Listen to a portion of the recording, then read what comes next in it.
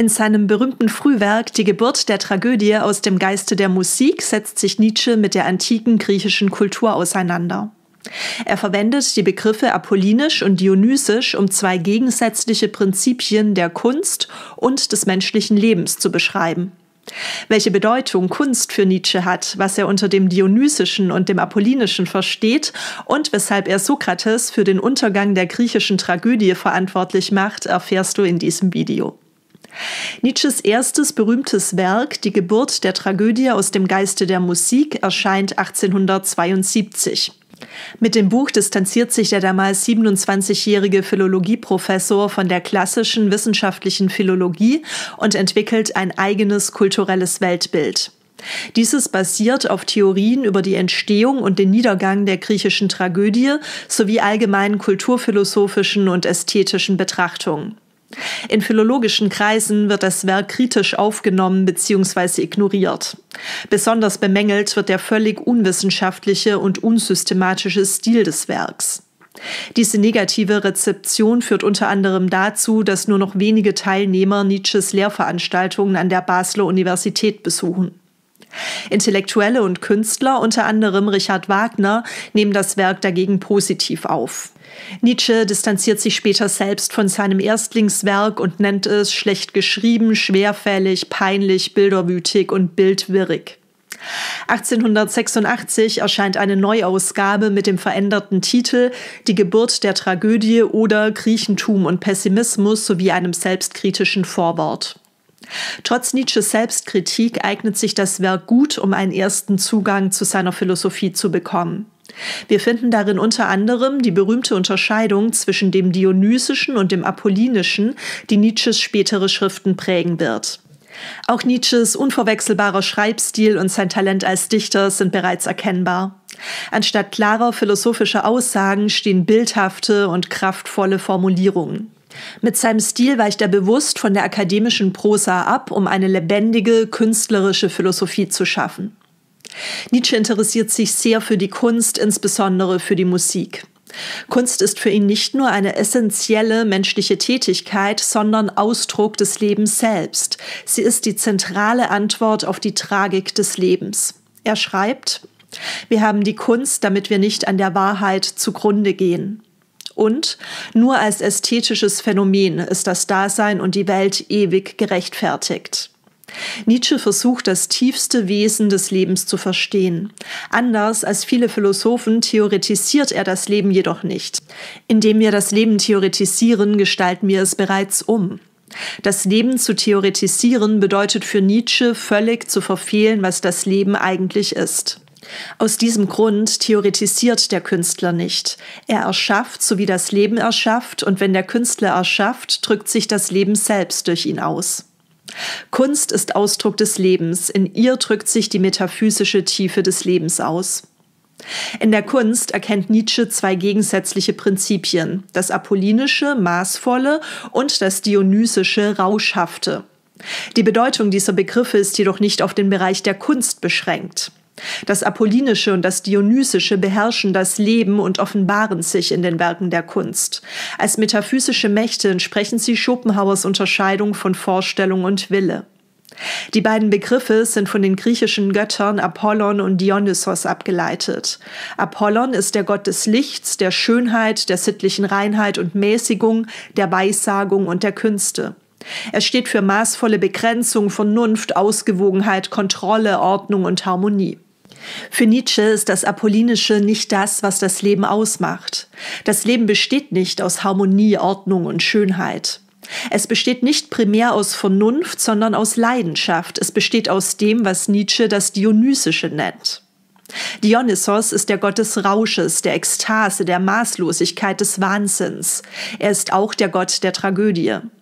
Das Gegensatzpaar apollinisch und dionysisch steht bei Nietzsche für die Dualität des Lebens. Maß und Exzess, Ordnung und Chaos, Vernunft und Leidenschaft, Nüchternheit und Trunkenheit, Poesie und Musik, Individuum und Ganzes, Sein und Werden. Das Apollinische ist das Erkennbare, das, was Kant die Erscheinung und Schopenhauer die Vorstellung nannte. Das Dionysische ist das Unerkennbare, das Ding an sich, der Wille zum Leben. Das Dionysische und das Apollinische ergänzen sich gegenseitig. Das Apollinische, die Vernunft, reguliert oder kanalisiert das Dionysische, das Triebhafte. Das Dionysische ist für Nietzsche die grundlegende Kraft des Lebens. Das Apollinische hingegen ist nur ein Regularium, eine Umlenkung und ein Ausgleich des dionysischen Triebs. Das Apollinische versucht, durch Vernunft und Ordnung die Absurdität und Tragik der menschlichen Existenz zu kanalisieren. Es gibt im Dionysischen einen Rahmen, eine Form. Das Dionysische kann nämlich nicht unterdrückt oder verdrängt, sondern nur kanalisiert werden. In der griechischen Tragödie verschmelzen laut Nietzsche das Dionysische und das Apollinische. Die Tragödie ist dionysisch, insofern sie die menschlichen Leidenschaften zum Ausdruck bringt. Der Dialog ist der apollinische Bestandteil der griechischen Tragödie. Er ist einfach, durchsichtig und schön. Die griechische Tragödie vereint beide Kräfte und drückt dadurch das Leben in seiner ganzen Fülle aus. Für Nietzsche ist das Leben tragisch. Das Wesen des Lebens ist sein tragischer Charakter. Der Mensch kann nicht gegen die Kräfte des Lebens ankämpfen, er kann sein Schicksal nicht beherrschen. Der tragische Held tut alles, um seinem Schicksal zu entgehen und empfindet die höchste Verzweiflung, weil er merkt, dass das Leben stärker ist als er. In der griechischen Tragödie versucht die ordnende Kraft des Apollinischen mit Illusionen wie Vernunft, Gerechtigkeit, Wahrheit, Gutsein die chaotische Kraft des Dionysischen zu überdecken. Die chaotische Kraft der Absurdität und Tragik, die allen Dingen zugrunde liegt, das Rauschhafte, das Dionysische, verschmilzt mit der ordnenden Kraft des Apollinischen, des Traumhaften, des Scheins, die versucht, die Absurdität und Tragik zu überdecken, um sie ertragen zu können. In der Nachfolge von Sokrates wurde das Apollinische in der Kunst jedoch derart überhöht, dass die griechische Kultur daran zugrunde ging. Nietzsche kritisierte Sokrates scharf. Er sei in ihm ein Apolliniker, der Griechenland zum Apollinismus bekehrt und dadurch die Tragödie getötet hatte. Sokrates suchte stets nach dem Wahren, Guten, Gerechten und Schönen. Sein Optimismus, die Überhöhung der Möglichkeiten von Vernunft und Erkenntnis führte zum Tod der Tragödie und zum Untergang der griechischen Kultur. Nietzsche schreibt: Tugend ist Wissen, es wird nur gesündigt aus Unwissenheit, der Tugendhafte ist der Glückliche. In diesen 3 Grundformen des Optimismus liegt der Tod der Tragödie. Das Gerechte ist ein apollinischer Begriff. Er beruht auf Regeln, den Regeln des Logos, den Regeln der Moral, den Regeln des Schönen, der Harmonie, des Maßes, der Tugend. Nach seinem Prozess und Todesurteil wurde Sokrates ein intellektuelles und moralisches Vorbild. Man wurde maßvoll, weise und diszipliniert. Mit der Verurteilung des Dionysischen hat Sokrates das Leben selbst, das Chaos, den Rausch, das Pathos verurteilt. Kategorien wie das Wahre, Gerechte oder Gutes sind künstlich und werden dem Leben nicht gerecht, weil das Leben diesen Kategorien gegenüber gleichgültig ist. Der Mensch hat den Logos erfunden, um das Dionysische zu kanalisieren. Er hat die Form erfunden, um es zu bändigen, zu begrenzen und umzugestalten.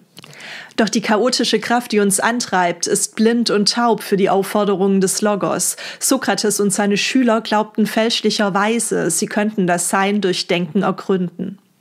Der ästhetische Sokratismus vernichtete das Dionysische in der Kunst und überwucherte es mit seiner Abstraktion und Weisheit. Für Nietzsche ist er das Grundübel einer degenerierten Kultur. Kunst ist nun nicht mehr Ausdruck des Lebens, sondern bloße Nachahmung. Sie richtet sich an den theoretischen Menschen, den kritischen Zuhörer. Dieser ist mitverantwortlich für die Degeneration der Kultur. Er besitzt nicht mehr genügend kindliche Naivität und eine genügend starke Reinheit des Wesens, um sich von der Kunst begeistern zu lassen. Ist eine Wiedergeburt der griechischen Tragödie in der Gegenwart möglich? Kant und Schopenhauer haben laut Nietzsche den Irrweg des Sokrates überwunden. Sie haben begriffen, dass die Welt, das Ding an sich, der Wille, vom Menschen nicht völlig erkannt werden kann. In seinem Frühwerk teilt Nietzsche noch unwidersprochen Schopenhauers pessimistisches Weltbild. Die Welt ist für Nietzsche nur als ästhetisches Phänomen gerechtfertigt. Selbst das Hässliche, das Disharmonische ist Bestandteil einer übergeordneten Harmonie und wird auf wunderbare Weise in der musikalischen Dissonanz erfasst. Musik und tragischer Mythos sind Bestandteile der dionysischen Kräfte, die in einem Volk schlummern. Im Zusammenwirken mit dem Apollinischen machen sie dessen kulturelle Kraft aus. Mit der Wiedergeburt der Tragödie wird auch der tragische Mensch und ästhetische Zuhörer wiedergeboren, der an die Stelle des theoretischen Menschen und kritischen Zuhörers tritt. Nietzsche hat in seinem Frühwerk noch die Hoffnung, dass die deutsche Kultur, besonders die deutsche Musik, jene dionysische Kraft entwickeln kann, die zur Wiedergeburt der griechischen Tragödie führen kann. In Richard Wagners Oper Tristan und Isolde beispielsweise sieht er eine erneute Verbrüderung der beiden Gottheiten Apollon und Dionysos. Für Nietzsche ist das Zusammentreffen des Dionysischen und des Apollinischen nicht nur die Grundlage der griechischen Tragödie, es ist die Grundlage des Lebens selbst.